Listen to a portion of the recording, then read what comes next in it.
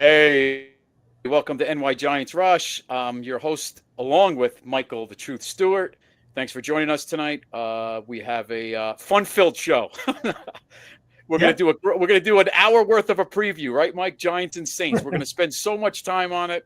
People are gonna be so excited, and it's gonna be one of the previews.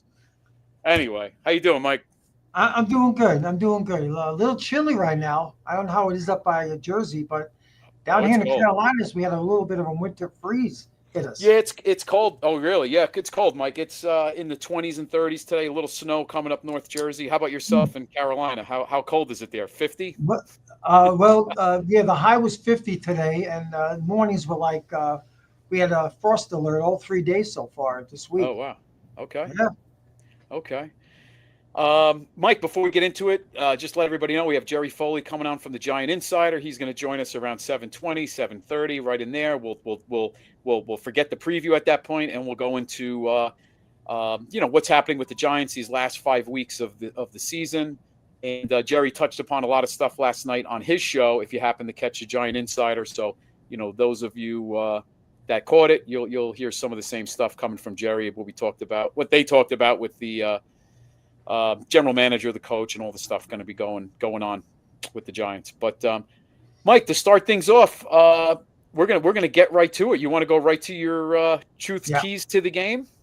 yeah. And again, it would have been nice if this week meant something for the Giants, Yep. like all the Giants fans hope. But unfortunately, they're 2-10 right now, and they got the 5 more games left to play against some teams who have turned it around a little bit. The Saints have. I think they've won a few games over the last few weeks, so they kind of turned it around a little bit. Yep. Saints are 4-8. Actually, Mike, I'm sorry to hold you up. But can I just go over the injuries real quick? Yeah, Just a go couple ahead. of things on you. Sure. And hey, Jay, thanks for jumping in tonight. Bill, thanks for stopping by. Once again, Jerry will be on probably around 7:20, 7:30. Real quick with the injuries, it did not practice today. Deontay Banks, ribs. Our tackle Luminor with the quad. Evan Neal, tackle with the hip. Defensive lineman Nunez Roches, shoulder, neck. Linebacker Bobby Okereke, back, limited. DJ Davidson with the shoulder. DeVito with the forearm. Doesn't look like he's going to play. I think Dable even said that it's going to be Locke. Bryce Wheaton with the Achilles. Didn't practice or limited. Deontay Johnson his practice window was opened up. He has 21 days to be activated on the roster. He started practicing, and Jordan Riley has a knee, so they were all limited. But the big news today is if Neal can't go, which it doesn't look like he is, and it doesn't look like a Luminor, it's kind of been alluded to by Dable that it would be Hubbard probably at right tackle, and then welcome back Josh Azudu at left tackle. So we might be, looking at the bookends of Hubbard and Azudu. The Saints aren't a big sack team. I think they have like 27 sacks, which that ranks them probably in the mid 20s. So they're kind of in almost the halfway. Well, more than the bottom half. But we've seen that before. It doesn't really matter how many sacks teams have. They just take advantage of the Giants anyway. Yep. So, And Chris, did I miss something? Did you mention Dexter? Is Dexter Lawrence out for the year, or is he? yeah, yep. So this week Dexter Lawrence was put on IR. He does not need surgery on the I think it was the elbow, right? Yeah. So he's not going to be. He'll be done. And also Theo Johnson, he needed surgery on the foot. He's done as well, which is fine. Let these guys rest up for the off season.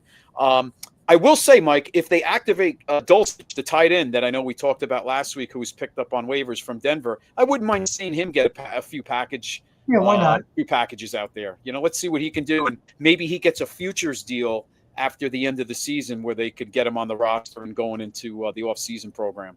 Yeah, you had mentioned that last week. That could Yeah, be a possibility. yeah. But anyway, I'm done, Mike. Let's go into your your preview and keys to the game, and by that time, Jerry should be joining us. Okay. Well, again, this is going to be a game where I guess Giant fans will be watching, and they'll be connecting the dots with along with the draft where they're finishing the draft. So when you look at the Giants right now, you mentioned we'll start with the defensive side. Dexter Lawrence is out for the year, and we all know he's the best player they had on defense.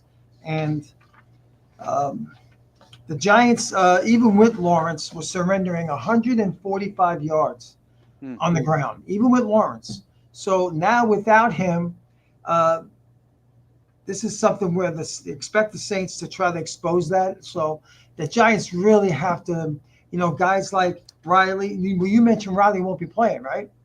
Yeah, Riley's out. And All Mike, right. I saw a stat this week where the Giants are playing like a 5-2 with their outside linebackers in the dirt. Which you're going up against bigger guys. Almost 65% of the time they're in basically a 5-2. Yeah, I know. I noticed that. I noticed the last game I saw. I saw Thibodeau with his hand in the dirt more than ever. I mean, Burns. Burns. You see him do that. I see him do that when he was in Carolina.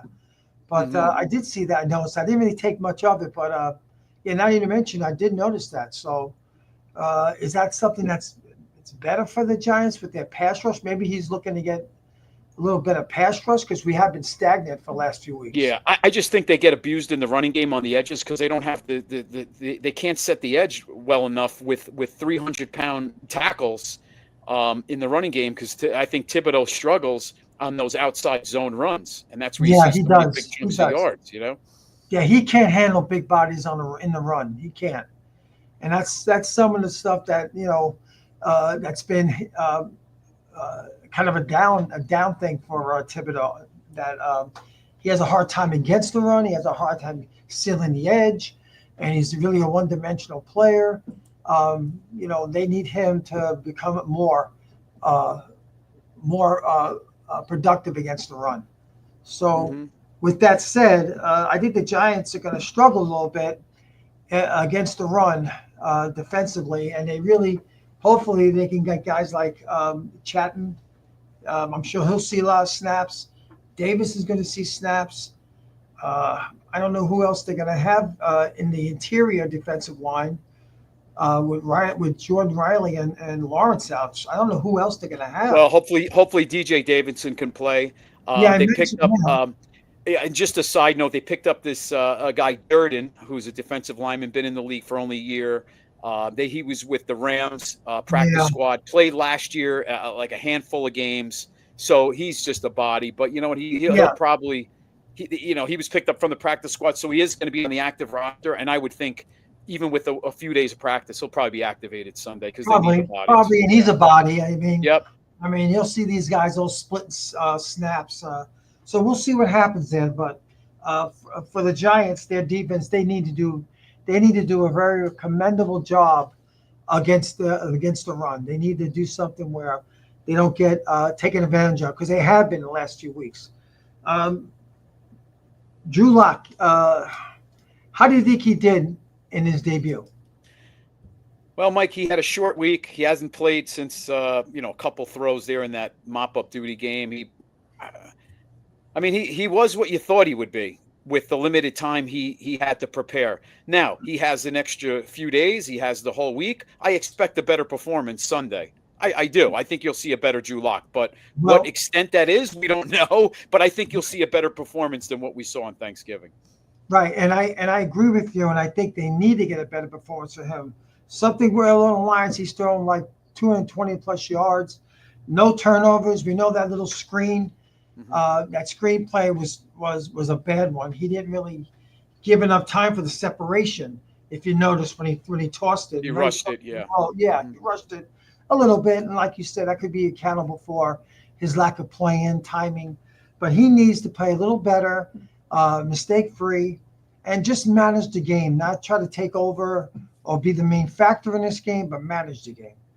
And again, we always talk about this young man, Tracy, the rookie.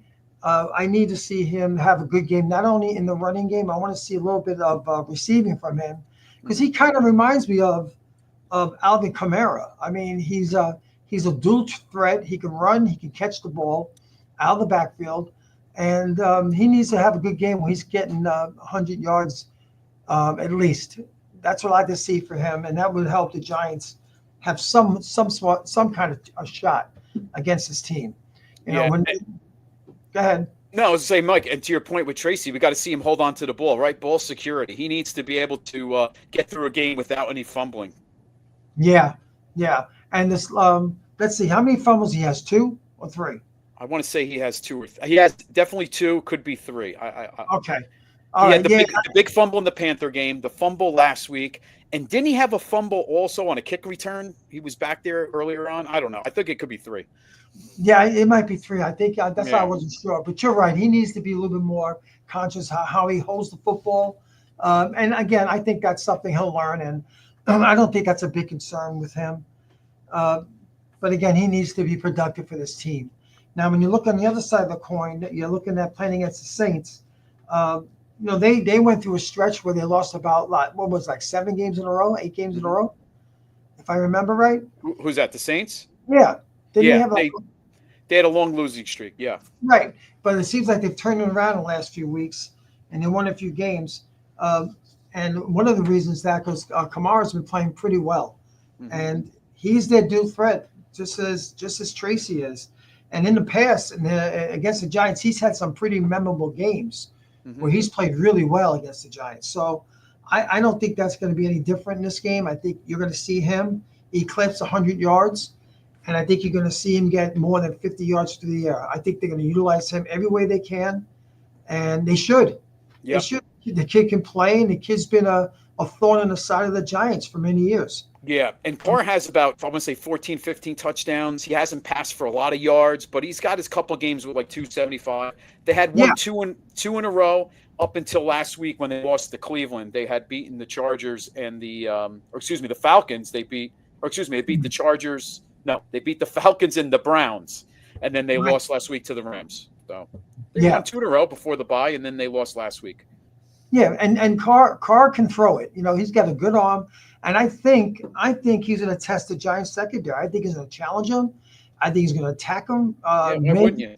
Yeah, why not? Why wouldn't you? Right. I think we're mid to vertical range passing game, and we might see some big plays from that offense in this game.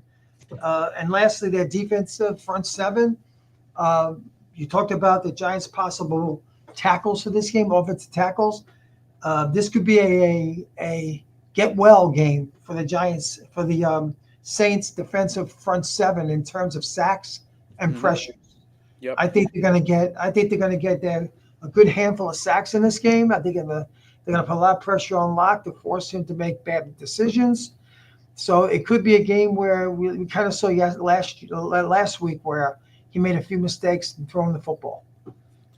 Yeah, and that's probably what they're going to do. And Jay's right. Yeah, Rattler. We saw Rattler there who didn't do too much, and then Carr, came back and won a couple games. But yeah, it's funny with the Saints, Mike, because you saw him beat Dallas, right? The first.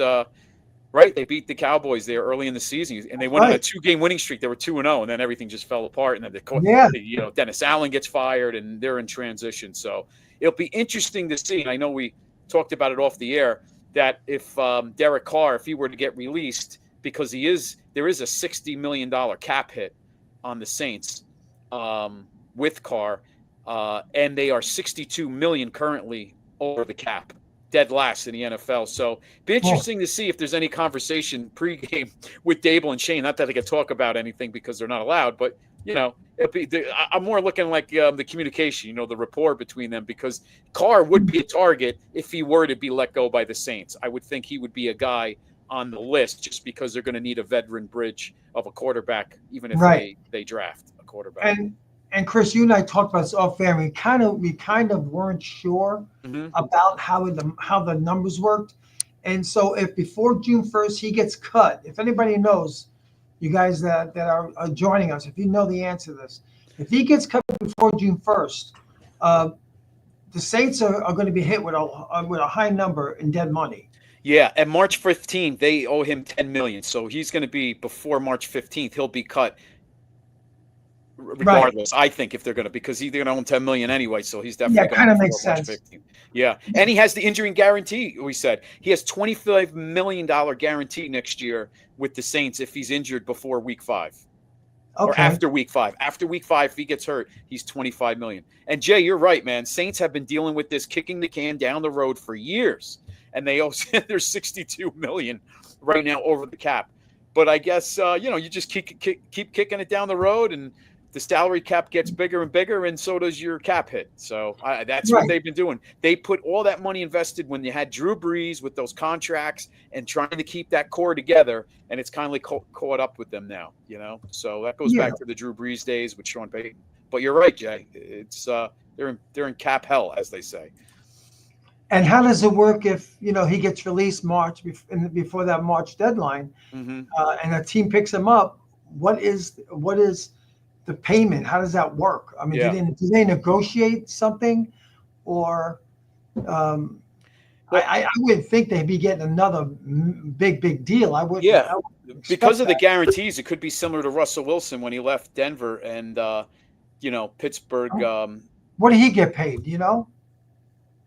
Anybody know what Russell Wilson got paid when he got picked What up right by now with the Steelers?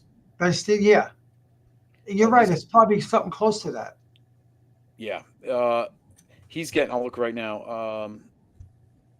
Yeah, his salary's not much at all. I want to see, could be even like 10. It could be like 10, 15 million.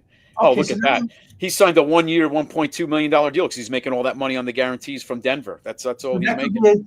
That could be something similar. that Carr's going to get the same deal. Yeah. 1 year, 1 year. Show me.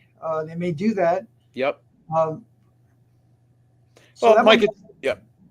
No, it's going to be interesting to watch. I mean, we're going to see some of these guys get let go. So you can't just look at the free agents. You're going to have to see with these new regimes that take over who's going to come and go.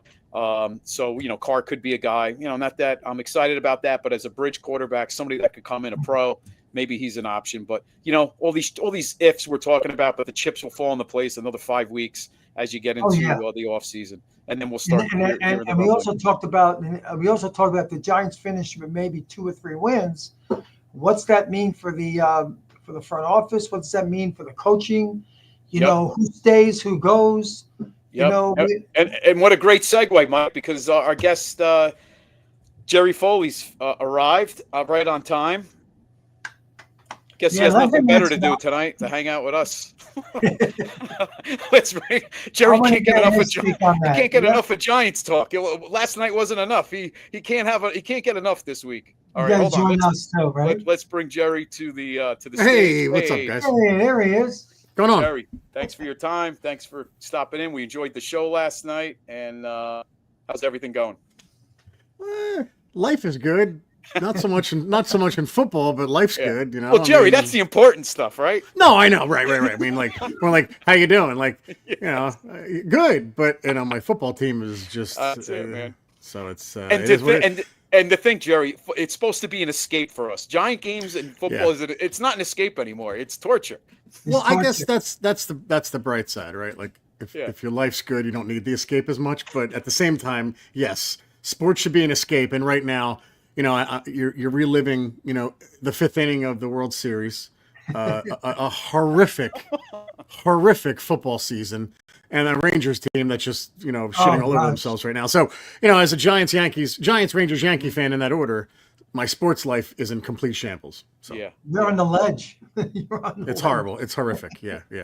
So I know you're not. Are you a big Knick guy? I know Knicks. Listen, Knicks. It's funny. Well, right? So I'm a bit of a fraud because in the '80s I used to root for the Lakers because my father would let me stay up and watch Lakers Celtics in the '80s, and he hated the Celtics because he was a Knicks fan. So he would hate the Celtics, and I thought, well, if I could stay up late, and go to school the next day, wake up early, I'm going to be a Laker fan. So I rooted.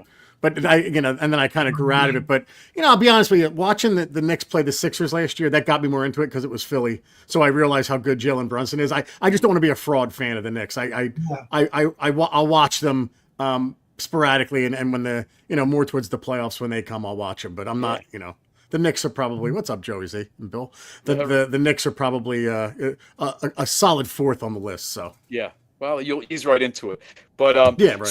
So Jerry, we were, and I know those of you who watched the show last night, you touched upon a lot of this. So the thinking is right now, Jerry, your thoughts on this regime. There's a part of me, and I said this. I spoke with Mike last week. We spoke about this. That there's a part of me that almost believes there is a possibility because Mara is kind of tearing it all down. What do you think about if he were to keep Shane, and if the Giants go 2-15, he has to do something, and it is Dable? What would you put a percentage on that at all?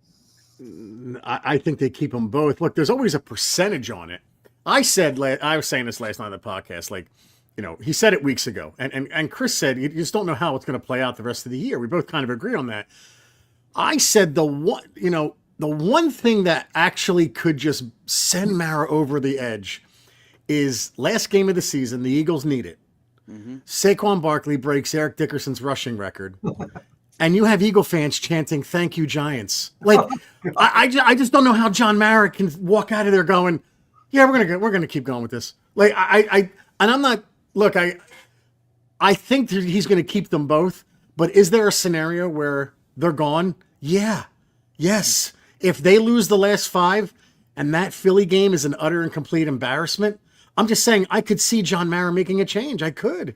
I mean, 2-15, right, guys? I mean, it's hard to, with no progress on either side of the ball, and 2-15, it's hard to make the case of bringing everybody back. I mean, Bowen's going to be a casualty. God. I said this last night. I said, the one thing Mara's got to ask Dable is, Brian, I want to know who your coordinators are. What is your philosophy on offense and defense, right? Like, I want to know your defensive philosophy, because you brought in Wink Martindale, who's blitz crazy. Then you brought in Bowen, who's something else entirely. Like, I want to know, what is your philosophy? You're not just a one side of the ball coach. You got to be the CEO. What's your identity, right? Like, I always hate to go back to him, but Parcells had an identity on offense and defense. That was his defense. But, Ron Harron's offense was what he wanted. And I just, that's the question I'm asking if I'm John Mara of Brian Dable. So I still think they come back. I like 51%. I think they're back. Yeah. But big indictment on Dable, because it was his fault with Bowen more so than Shane. And if you bring him back, I said it again, like, you got to make it a 2-year thing now. If you bring him back, it's got to be 2 years. Especially if you're taking a quarterback in the draft, you can't blow it up the following year. So you got to be very comfortable with, all right, we're going to roll forward with these two. And I'm going to do it for 2 more years, because you can't draft a quarterback and then change everything all over again, because you're going to you could have a situation in Arizona where someone comes in and says, I don't want this quarterback. I wanted my own guy. 100%. Yeah, no, agree with you, Jerry. If you're gonna have to give these guys another 2 years minimum to let them develop a quarterback. It would be interesting to see if, like, a dart or somebody drops to the second round. Do they still get that amount of time with a second, or they get longer time if they were to draft the quarterback in the second round and not the first? That's the difference. That's the difference. If it's a second round quarterback, no, then it's a 1 year deal. Like like, who cares if you draft Jackson Dart in the second or third? Then it's like, well. Dable is almost buying himself time, Shane and Dable, if they draft a quarterback in the first round. They're almost buying themselves another year. So if I'm them, just for self-preservation, I would take the quarterback. But I also, I'm tired of hearing there's no quarterbacks in this draft. Like, guys, I mean, last year, Jalen, my God, I'm losing my mind. Bo Nix? Bo Nix was talked about all year. But, like, Drake May, they really didn't rise. Jaden Daniels, they didn't really rise till the very end, right? Like, it was really Caleb Williams and kind of everybody else. So this year, it's Shedeur Sanders and Cam Ward for me, right? I mean, it seems to be very clear cut with those two. But I'm tired of hearing, like, there's no quarterbacks in this draft. That's bullshit, man. No way. Either quarterback is an upgrade 10 miles over what we had. Yeah, so. And we're just going to have to go down that road and let things develop, and it's going to take some time. I mean, it's more patience, right, Mike? We've been patient for how many years, and it looks like we're going to have to, continue to be patient. But it's just the way the way it's probably going to go down. Yeah, I got a quick question for Jerry. With the team, let's just say they win 2 or 3 games, and the coordinators get fired, offensive and defensive coordinators get fired. Is it an appealing job, the Giants' offensive and defensive coordinators now, or is it not? Do teams look at that as appealing? No, because I think I think the coordinator's going to think the same way we are, right? Or I think you guys think the same way I do. If you're taking a quarterback, you got a 2-year plan. So it's 2 years of job security. If it's a 1-year job security, like, if you don't go quarterback, no way. It's not appealing, right? So if I'm a coordinator, I want to know from Brian Dable, all right, Brian, like, what's your plan? What are you doing in the first? I need to know. What are you doing in the first round? Are you going quarterback, or are you going to go veteran quarterback and then project and if we suck again, then I'm out of here. So, yeah, no, it's not an appealing job to answer your question, unless you have the guarantee that it's going to be a 2-year deal because you're taking a quarterback in the first round. And I believe Dable has another 2 years left on his contract. I believe it was a 5-year deal. Yeah, So I this think is so. year Yeah. 3. So Yeah. what's interesting about next year, you don't go into that 5th year as a lame duck coach. Right. That would be. Well, that that's would the be thing. Like you got. I mean, look, injury. you're going to know very quickly at the end of next year, like how this is going, right? And I mean, I'd like to think even if that 5th year Brian Dable ends up going 11-6, that not a hometown discount, but it's like, Brian, we went through some pretty lean years here. Like you're gonna this is gonna work out. You're gonna make this work out with us, when they sign him. But it's tough, man. It's really the worst time, I think, in Giants history to be a Giants fan. And I'm not trying to be funny, but you talk about the 70s and that was bad, but this is a terrible, terrible time. Like you're in an era where you can turn it around rather quickly because of free agency and turnover. We can't seem to do it. I mean, this is bad. This is the worst it's ever been. I always say, Jerry, the rosters turn over 30 to 35% every year for each team, and still, because of the roster turnover, the Giants can't get it right. Mike, worse than the 70s? It's pretty close. I mean, there were some bad years, I remember, back in those times in the early 70s. Like even when they drafted Carson in 76, I mean, he was a breath of fresh air. And Jerry probably knows the names from the early 70 players, Mendenhall and all those guys. Jack Gregory, yeah. Yeah, Gregory, right. But their offense was really pathetic. But I don't know who made the point, you, Chris, or somebody else, that our offense is even worse than then because now they have so much stuff to protect the quarterback and all these rules. I said that, Mike. In the 70s, it was offense and defense was even. Everything has been catered to the offense nowadays. Yeah. So it's got to be worse because so many flags are thrown. Every penalty is geared towards, giving the offense the break and to score points in an era where everybody's scoring points. And yet the Giants are averaging 14.8 points a game and still they can't do it. So it's got to be worse in the 70s because everything is geared to the offense. 14.8. Think about that. I mean, that is like 1935 type of numbers. Like, my God, man. That's Army Navy 1935. You fall into the end zone twice a game by accident, practically. Like, oh my God. Yeah, this is bad. I laugh because, started doing this Giant Insider thing from an editing perspective in 2017. Well, what happened then? The Eagles win the Super Bowl. Since then, it's just been a disaster other than 1 year. Like, Chris and I are doing this together in really the worst era that you can possibly do this. It sucks. Yeah. My cat's even pissed off. Can you blame him? Can you blame him? No, I can't. No. Jerry, do you fault more of the roster development or the actual personnel? If you had to lay blame on which? That's a good question because it is a thing. Because guys leave and become better. Evan Ingram. Like, I still think like New York is just not for a lot of people, for some people.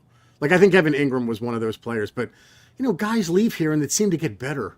Now, Saquon got better because we knew it was going to happen. The line is great there. Xavier McKinney, 7 interceptions. I know. Are you kidding me? 7? Eric Flowers leaves and becomes a serviceable guard. BJ Hill looks good.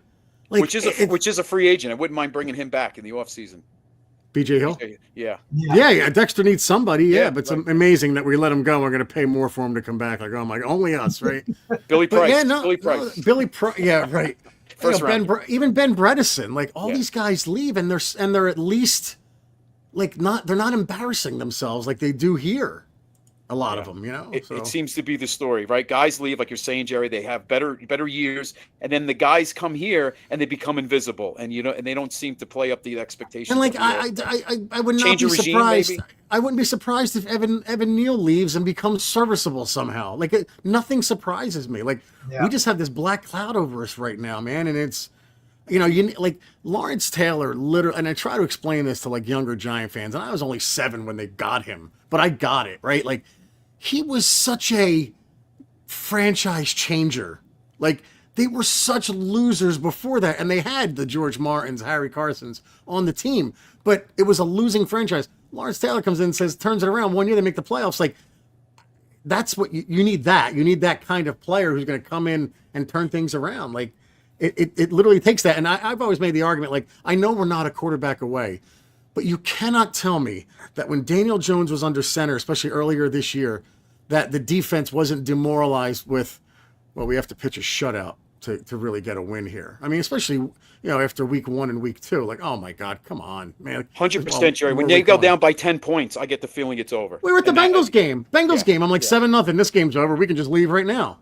Now that was the last game where the defense looked good, and I just thought we're going to lose this defense now because it was pretty much 10. It was pretty much a 10-point. They gave up 10 points. I don't count that last touchdown. Yeah. Right. And we couldn't do anything. And it's demoralizing. So no, they're not a quarterback away. But if you bring in a quarterback, I do think it can lift the rest of the team up. I do. Yeah.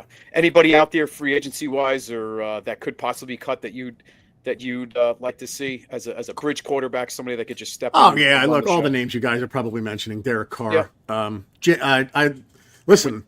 Jameis Winston seems fun, at least, right? Like, and you would hope, Jerry and Mike, that Dable could reel him in a bit with the interceptions and kind of help him tone that down. I know he's a gunslinger, but maybe you could reel it in a little bit, with the interceptions. Yeah, and Kirk Cousins, if the plan is to play him like 8 games, right? Like it just seems like Kirk Cousins starts off seasons hot and then fades away, like, and he's getting older and older. And I never was a big Kirk Cousins fan, but if you're going to tell me that you're going to pull him use him like a Kurt Warner with Eli, then okay, I'll do that.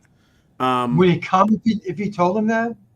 I don't know. But if he's done in Atlanta, because of Penix, what are his other alternatives, right? Like, I don't know. Does he want to go to the Raiders and do that? Like, I just think that if I don't know if he would do it, but that would be my plan with Kirk Cousins. It wouldn't be, a whole. I don't think it would even be a whole year. But yeah, I like Derek Carr or Jameis Winston. Yeah, and by all accounts, Kirk Cousins, his wife, one of the big things for going to Atlanta was his wife's from Georgia, in that area, and that was a big thing. So maybe he stays on the East Coast, and if it was a situation where he can come to the Giants. I think he has to agree to like a no trade. It's the lift a no trade clause too. True. So, yeah. Well, I'm sure if Penix is the guy, they'll lift that, right? So right. Maybe that'll happen. But Jerry, so as we go through this rest of the season, I mean, the Giants are, let's say they end up 2-15. I mean, 2-15. Do these guys make it back or they don't make it back? Shane and Dable. Like I said, it really depends how they. I mean, I know I'm kind of waffling on this. I think my gut tells me they're back, but if there's a ridiculous, almost like a Joe Judge type of game where you're doing quarterback sneaks from your own 5-yard line, or that Saquon scenario in Philly, I'm just saying something like that could push John Mara to say, I got to blow this up. But in my heart of hearts, I think they're both coming back. Do I want them back? That's a different question. That's not what you asked. I think they're coming back. Yeah. But I would, if it's me, I'm just telling you now, I'd make the change. But they're not going to. I'm on board if you're going to bring them back. Get it right, guys. That's all. I understand with the time and not even to win a regular season game, which is unbelievable, and so many years of bad football, and this is what we're witnessing. Winless home game. But yeah. Go ahead, Mike. What were you going to say? No, I'm saying that when they were brought in, they were like a package deal. Is that going to be the case possibly on the way out? I would imagine it is. I mean, you're not going to fire Dable. You're not going to fire Shane and keep Dable. There's no way. You're not going to pull a Jets scenario where you bring in another GM and say, okay, this is your head coach. Unless they promoted from within, which I don't know if they do that. But I do think it's a package deal. I do. My gut. By the way, Mike, are you at like a golf club or something? Yeah, I'm a golf pro in South Carolina. Look at you. Nice. There you go. That's awesome. I didn't know that. I was teasing Mike before. He was at the dry cleaners. That's what at first I thought he was at a store. I'm like, is he at like a Ross or TJ Maxx or Target or what the hell is he? Jerry, do you remember Herman's Sporting Goods back in the day? Did you have them? Remember that was the only place to go. They had it at Quaker Bridge Mall, and I forget. I think they had Pierre LaRouche. They had all the athletes, and I thought they had Pierre LaRouche picture up there. Yeah, so. That's funny stuff. Yeah, Herman's Brooks, man. That's Herman's Sports that's a long time ago. I know, that's a long time ago. Oh yeah. I knew guys our age remember that. That's yeah. Where do you live, Mike? I live near Myrtle Beach area in down South Carolina. Oh, that sucks, huh? Good for you. Still a little cold this morning, I will tell you that. Oh, it was like 51. Yeah, right. But yeah, guys, I mean, what else can you say about this season? Like, I'm down the stretch. Like, I was excited to see Theo Johnson. That's over. What can Dexter Lawrence continue having a good year and being all pro? Tyrone Tracy, I guess I'll be watching, right? John Michael Schmitz, can he be a serviceable center? Like, I'm just looking for the young guys. Like, I'm trying to see that, like Jalen Hyatt, can he get in the game and have an impact ever? Yep.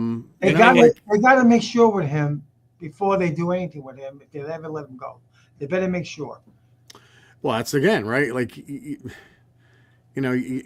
bring these guys in, you trade, you draft them, and you're happy about it, and you don't develop them, and then you want to see them go somewhere else and become an 800-900 yard receiver, and it's like, come on, man, like. That's like you asked before about development. We're not developing. It seems. That's right. And you know where Neal's going to go when he gets let go. He's going to Philly, Jerry. And Stanecki will do a great job with him. Or Stoutland.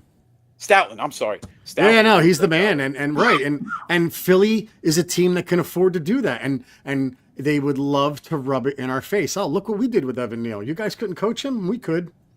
Wouldn't that be something? Becton and Neal both at guard. Ex-Jets and Giants ready to get trashed out, and they turned their whole careers around, right? Do you think they would give him a shot at guard before they ever did that? They better. They have to. I mean, if they don't, it's just stupid. I mean, don't put ego aside. He's not a tackle. Let him. And they didn't do that with Flowers. I remember I asked. I didn't ask. I was with the press when someone asked Shermer, are we ever considering moving Flowers to guard? And he looked at him like, no, why would we do that? And I just thought, how arrogant. Like, because he stinks at tackle. Pat, he's terrible. Try him at guard. He's got terrible feet. So put him at guard. He's strong.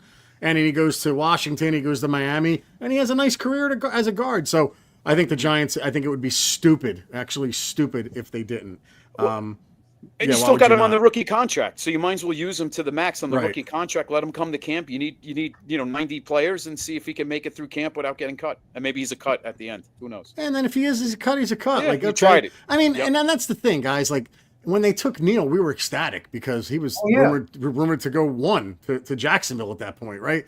Thibodeau, like we were ecstatic. John Michael Schmitz, these weren't like weird picks from them that just haven't worked out. Tay Banks was a little odd because I thought Porter was the logical choice there, especially when they traded up. So when they took Tay Banks, I was a little surprised.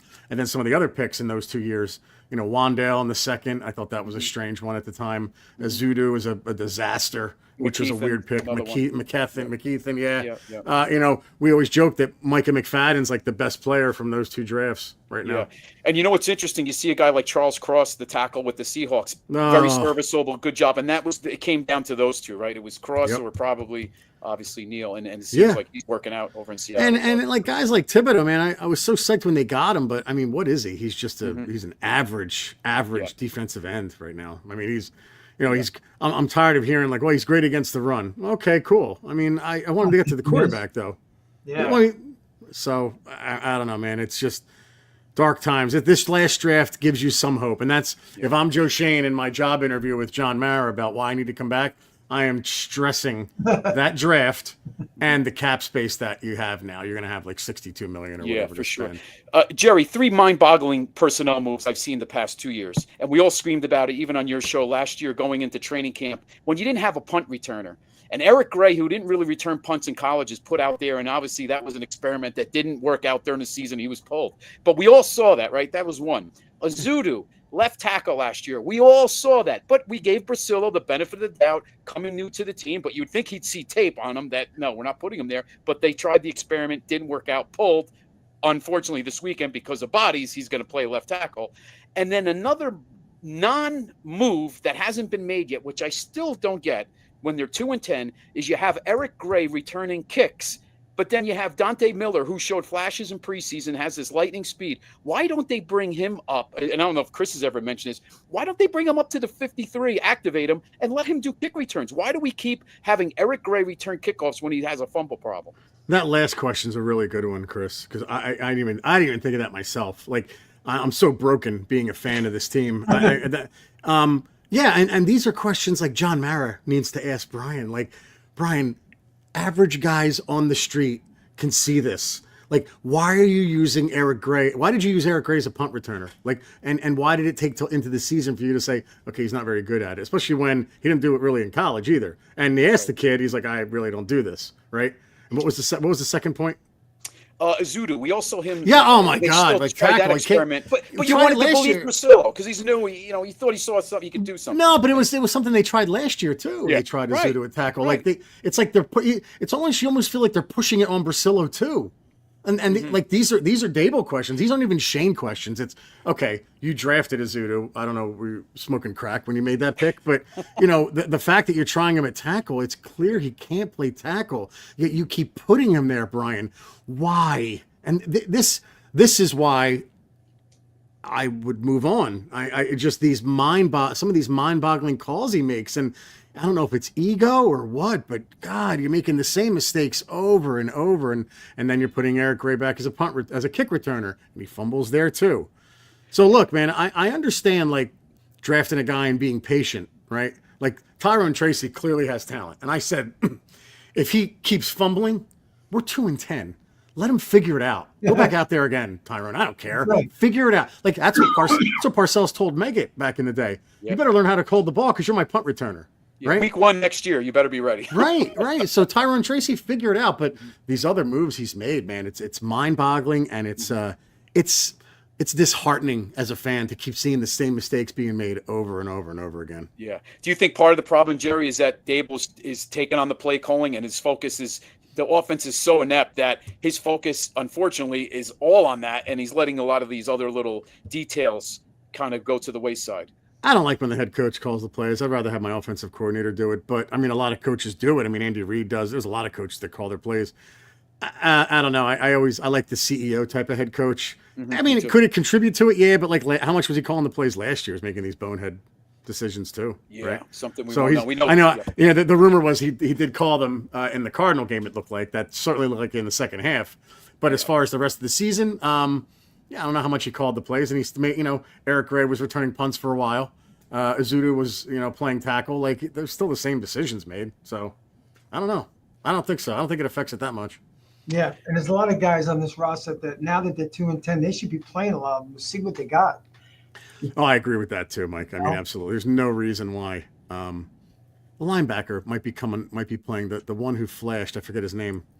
In the season. Deontay Johnson. Yeah, Deontay Johnson. Like, if he's healthy, play him. Come on, let's see what you got there. Let's play these guys. So, absolutely. Yeah, I'm with you. Play the young kids, especially now. Give us a reason to watch, other than to, not wish 5 more weeks away. And that's the thing next year, man. Like, God. It cannot be week 6, and I'm hoping for the season to end again. Like, just keep me interested till Halloween, for God's sake. Jerry and Mike, Wellington Maris used to say meaningful games in December. Right. A couple years ago, I said meaningful games in October. I've changed that. It's now meaningful games in September. It's 4 games usually, and we got to be. Can we get out of September with at least in striking distance of something going in October? Yeah, it's bad, man. This is the worst. I keep saying it's the worst it's ever been. God bless Jay Farries and Joey Z for all the comments, because it's the same guys that show up and same guys that watch. Time to shop hungry for Joe Shane. Hey Jerry. Yeah. Jerry, thanks, do you have a preference, buddy? Yeah, Jerry, do you have a preference with Sanders or Ward? Ward. I like Ward a little. I think Ward's ceiling. Again, I'm not Dave Syvertson, but Ward's ceiling seems to be higher. He makes a lot of plays when he's under duress, and I don't think we're going to fix the offensive line right away. And I don't know if I want all the other stuff that comes with Sanders, like I've seen him on the field where he wouldn't shake the guy's hand after the game. It's just not a giant thing. Again, I'm not going to be mad if they take him, but if you're asking me who I want, I'd rather have Cam Ward than Shedeur Sanders. But I do have a feeling, based on how much they visit Sanders, that they prefer Sanders. I don't know that, but I'm guessing they like Sanders better. Why do you? Who do you like better? I like Ward. I actually liked Ward last year when I saw him play, and then when he stayed in school, then I just checked on other guys. What you really want to happen is the Raiders finish first, the Giants second. Then we're getting our guy. Because they'll take Sanders. The Raiders will take Sanders. I just don't know if I don't know if Jacksonville's going to win again with Trevor Lawrence being out. Yeah, it's true. But he has. They True. have. They. I look at their schedule as much as I look at the Giants. Jacksonville has to play Tennessee twice yet, and they also play the Raiders. So one of those two teams is going to knock each other out. So then, we're gonna finish top two. I mean, I'd be stunned if we didn't. We'll have a quarterback, And then I said, if we don't take a quarterback for whatever reason, it's shortened again. It's going to be okay. Now it's 1 year, and you better trade down and stockpile picks. I mean, I want a high first. I want a couple seconds, thirds. I want a lot of picks, but forget that. I want the quarterback. I want the quarterback. Yeah. And that's what scares you, Jerry, is that they make a reach, and now it gives them extra time, but yet it wasn't the guy they really wanted, but they're willing to take the chance and roll the dice to buy themselves more time. You don't. Yeah, I'm a believer in those two, Sanders and Ward. I just think they're the cream of the crop by a mile. Although, listen, don't laugh, dude. Somebody's going to take Carson Beck in like the second round and be happy. I'm telling you right now. He shows flashes. He goes the other way. Yeah. But then he shows the brilliance, right? Yep. I mean, early in the year he was struggling, and lately, man, I've watched Georgia. He's been incredible, and he lost Ladd McConkey and Bowers, right? So I don't even know who he's throwing to. I don't know if any of those guys are going pro, this year. But Nussmeier. There's other quarterbacks to be had in like the second and third round. Quinn Ewers, I'm off. I liked him. I'm off him. He's just too small. Some of these kids can stay in school if they choose to, don't they still have a choice to go back to school? Yeah, I think so. I don't think Ward does, though. I think Ward. The kid from Penn State, does he have an option to go back to school? I think Aller? so. Yeah, I think so. And the other one that I was looking at, it's Beck, Nussmeier, I forget, Ewers, and there's one more.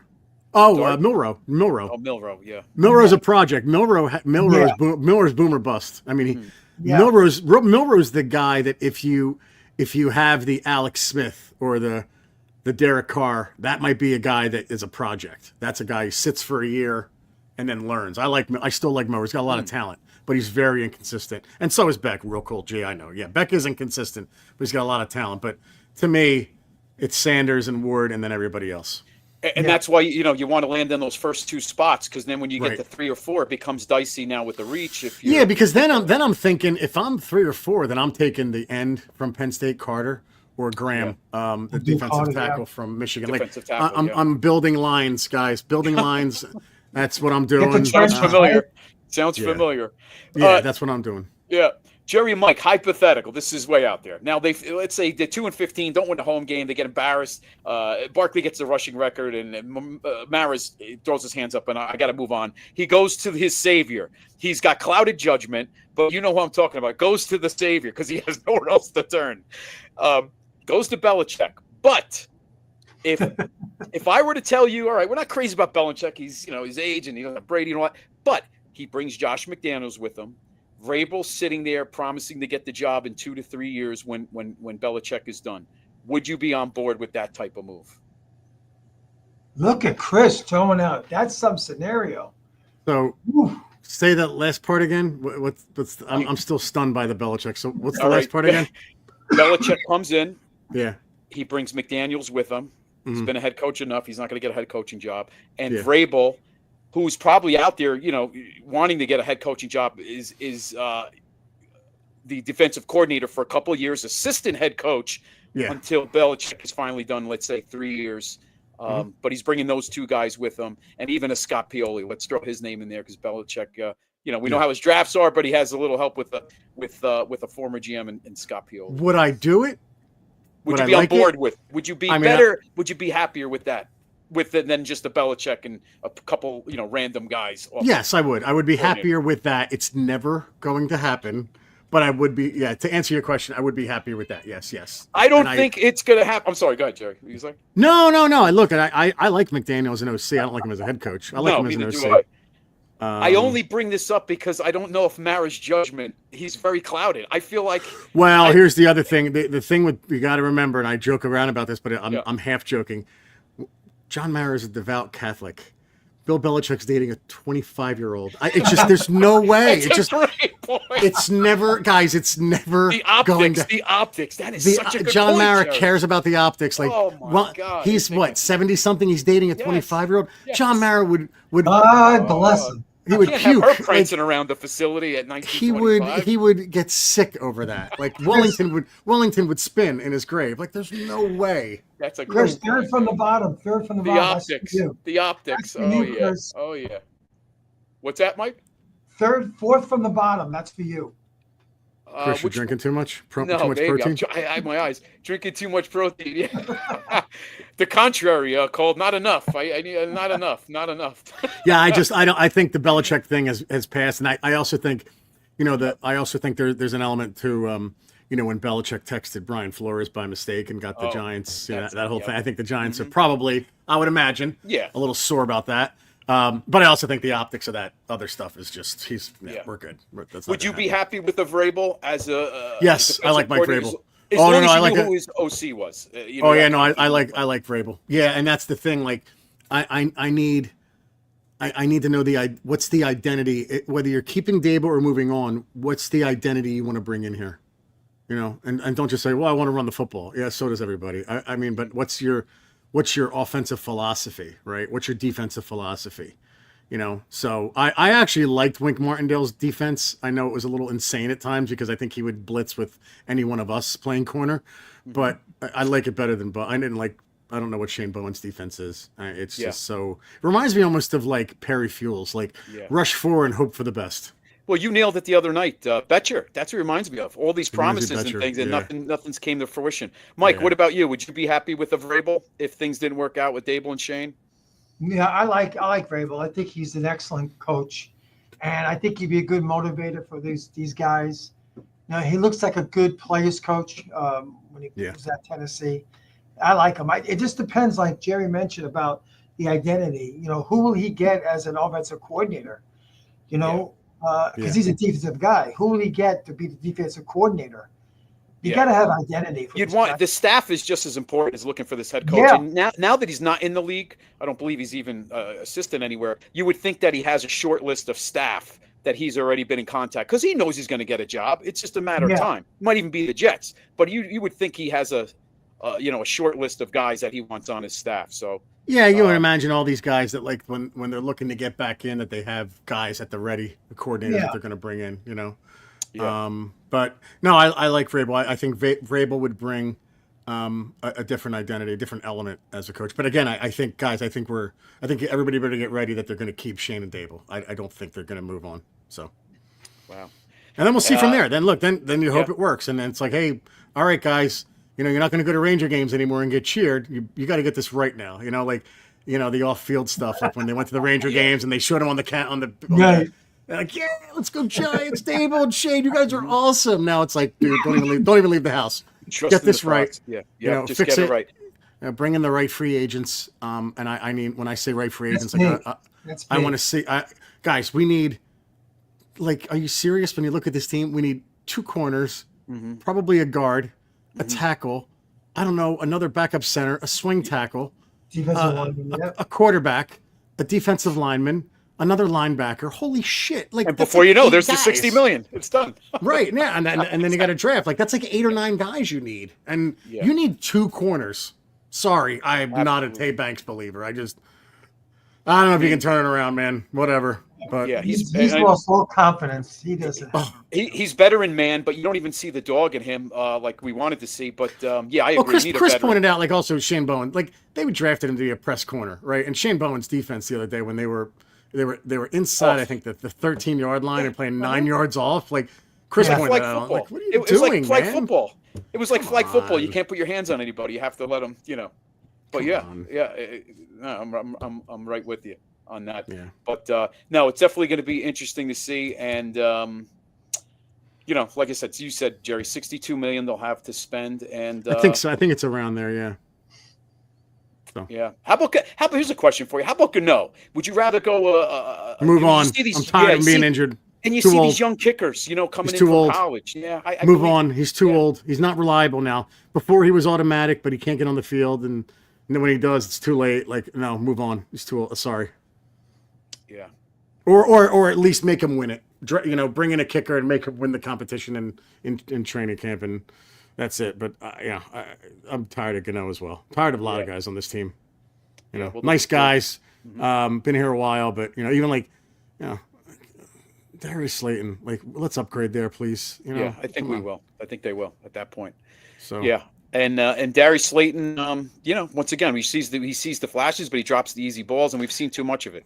right, and like my thing is at the end of this season when guys are free agents or if you're on the fence with anyone, you cut them. Like it has to be a bona fide. No, we get like Ojulari. I think you sign him. You try to sign him. It's a good right? deal with an injury coming back. Right, You'll probably right. get a good But I think like other guys, like if like Isaiah Simmons, go. Like you can't be on the fence with guys. It's just if you're on the fence, let them go because we suck. Yeah, and I think Shane said that out of the 51 that are 53 on the roster, I think 43 are actually under contract. So there is for next year. But Awesome. the deal, but that's all right. That just gives you more room to trim the fat, Yes, because now that yes. 62 million becomes 70 million, and obviously you can put that money has to be allocated to other players, but at least you can upgrade at these different spots. Yeah, yeah. What else, Yeah. Mike? Before we let Jerry go, we wrap it up. Jerry Anything else? Jerry made a good point about free agency. They got to hit it. They got to make some good moves. They can't have any busts in free agency. And you can't overpay to where it like even like, I was a little surprised with Hard Knocks, like which I really enjoyed watching. I mean, now I'd watch it like a horror show because of how it's worked out. But when they were talking about how much they thought Illuminor would cost, how much Runyon, they all cost more. I was a little surprised at how off they were with that. If you watch that again, I think it's like they were thinking like 6 to 8 and ended up being 10 for Runyon. Like you got to get that. You got to know going in what you're going to spend, and you got to get it right. You got to nail it right, and you don't want to overpay for guys like. Would scare the hell out of me, like you said, B.J. Hill. What if we gave B.J. Hill a ridiculous contract to come back, and it was just, oh my god, this is not working. So, good point, Jerry. You saw that with Illuminor because the Jets came in with an offer, and obviously the Giants beat it. Or I think it was Runyon. I think it was Runyon. Oh, that was Runyon. Okay, I think the Jets did it with Runyon. Yes, that was Runyon. Yep. Yeah. Which I think this is a 1-year deal. So, no, Runyon will be around, but Van Roten will probably be gone. I think that was Van Roten's got to go. Yeah, he's a nice filler for a year, Sure. but again, I'm tired of having fillers on my line too, guys. I know. I want to have A stud guard. And I want to have I want to look at my line and go, all right, this is what it's going to be for the next 4 years. Like, it just seems like we got a revolving door of guys all the time. 1-year deal, 1-year deal, 1-year deal. Come on, man, build the damn line. Let's go. Jerry, last thing before we let you go, Hyatt. Is it more of the coaching? I know Groh, man, he comes from a coaching background with his dad. I mean, I don't want to put it on him, but what is the deal with Hyatt? Is his head he checks out? Is it the routes? What do you hear from your partner, Chris? Or what do you think the issue is with him? I don't know. Staff?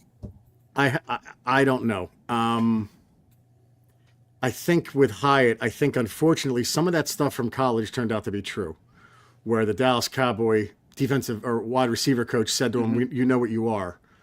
And we know what you are or something. And he, it was that comment he made. I just think that's turned out to be true. Unfortunately, I think he's a, stretch the field guy. I don't know how crispy is in his routes. I don't get it because this offense is so bad that you have to think that if he was better, he'd be played. He's playing. Yeah. Right. So I hate saying that because there've been coaches that didn't like, I thought Coughlin only played rookies when guys got hurt. Like Coughlin was like the slowest to play a rookie. He was. Like Hakeem Nicks played because they had no receivers because Flax was gone, right? But like even Steve Smith, he only really played that rookie year because I forget who got hurt. There was somebody got hurt and then he started playing more. Dable doesn't seem to be that guy. Dable will play you. Like he's playing Tyrone Tracy over Singletary, right? He's done it before. He's playing neighbors, obviously. If Hyatt's not playing, I have to think he's not doing the right things, whether it's route running, knowing the play. I don't know. I'm guessing. So I don't know. Right. I just think he's a deep guy. I think he's a deep ball guy. Yeah. Deep guy, not deep ball guy. That sounded terrible. Deep guy. Well, it seems like the answers, with him are it's coming to fruition at this point. We kind of see what we're getting with him, and it'll be interesting to see if he makes it out of training camp next year because he could be obviously. No, he'll still be on the team. It's just well, what was weird, what was the only thing that was strange, and I'll give this to Hyatt, was the Carolina game.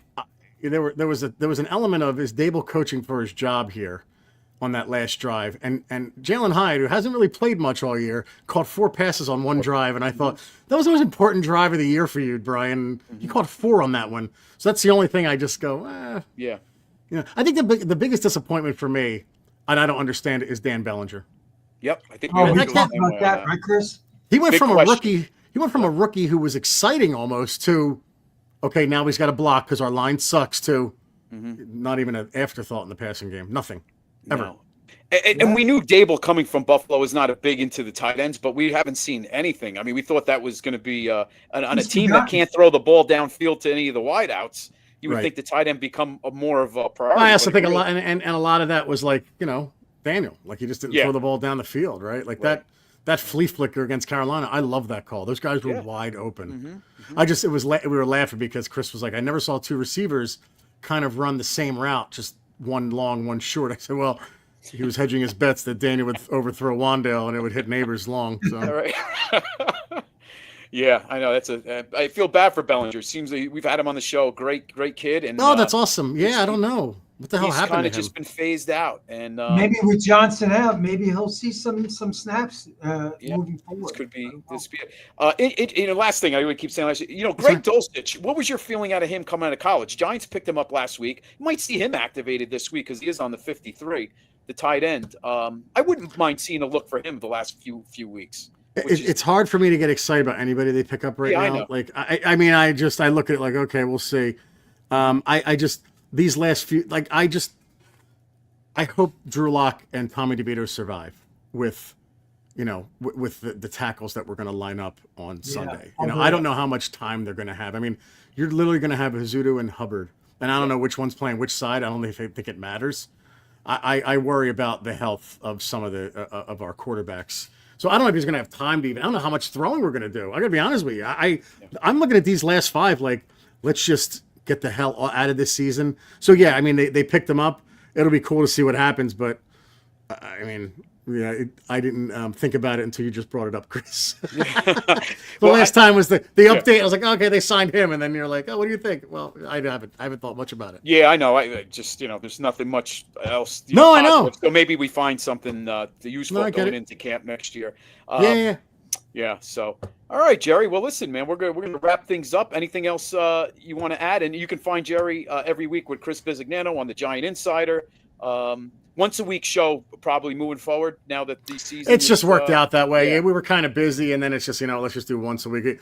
To do a wrap up show and then a pregame show when you're 2-10 is kind of tough, Yeah, tell us about it. That's why we brought you on. Yeah, tonight. I mean, I appreciate it. It's fun, It's like I still like talking about the Giants. It's just it's dark times, man. It's like I always feel like Obi-Wan Kenobi in A New Hope was before the dark times, before the Empire. Like that's what I feel like. Like the Eagles are the Empire.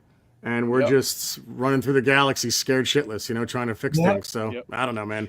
But no, it's probably once a week. Yeah. Last thing, last week when you watched the Baltimore-Dallas, before Dallas beat, Baltimore-Philly, before Philly beat Baltimore, they throw that stat out there that the Giants, out of 25 games against the NFC East, the Giants were the only team to beat them, which was, it's unbelievable to even fathom that was so the Giants are the only team. That game turned in the first quarter. Baltimore's up 9-0. Lamar Jackson has Isaiah Likely wide open 30 yards down the field. It would have been a 50 to 60 yard gain, and he overthrew him. Nobody was around him. And when that happened, I said, this whole game's going to turn. Yeah, and I heard you say that last night. It did, though. It did. I was so disgusted because, first off, I know it's painful with the Eagles. I do think they're peaking a little too early. And they're not going to beat Detroit in Detroit, but Detroit has to hold home field. And they got a lot of injuries right now, you don't want to go into Philly. No. Now. And Barkley is playing the best football of his absolute life right now. I mean, and he's healthy. Absolute disaster. Disaster of a season on all counts. Worst thing ever. Yeah. So when he breaks Dickerson's record, they'll stop the game, and Mara will be watching him get the ball that's the right thing. there Like, on the 50-yard line. I found John Mara. I'm right, hoping right. that the Eagles are locked. I'm hoping that the Eagles are locked into a spot so that they don't even play him. Yeah. But if they need that game, I could see him breaking Dickerson's record. Not totally. Sure. Yeah. Sure. And then Eagle fans chanting, "Thank you, Giants." Yep. Ooh. Well, that's tough. If the Eagles lose at some point in the playoffs, it will be nice. It'll be sweet. It'll be sweet. It is, but I'm so tired of rooting against other teams. I just want to root for mine, man. But you're right. It will be nice. Yeah, we've been doing that for 12, 13 years now. I hear you, Jerry. Yeah, we got it. And I'm actually looking forward to really looking forward to this offseason because of such the high pick that we have and then the money we have. Like, we're going to be dialed into the offseason. Once the season ends, it'll be like, all right, let's build this team now. Come on. Yep, for sure. So. Yep. All right. Well, cool. Well, Jerry, thanks for joining us tonight. Everybody, thanks for stopping in and chatting with us. And, catch Jerry and Chris every week on the Giant Insider. Go follow them. I know you all do anyway. All 5 of you that showed up for our show, we appreciate it too. So, all right, we'll catch you next week. The guys will be back on Monday. Check out the Carl Banks interview they had Monday. That's still up. So great interview. Carl gave an insight on some of the possibilities moving into the offseason, and the guys will be back on Monday as well. All right. Have a great rest of the week. Go Giants, and let's see what happens this week. See you, everybody. Guys, stay on.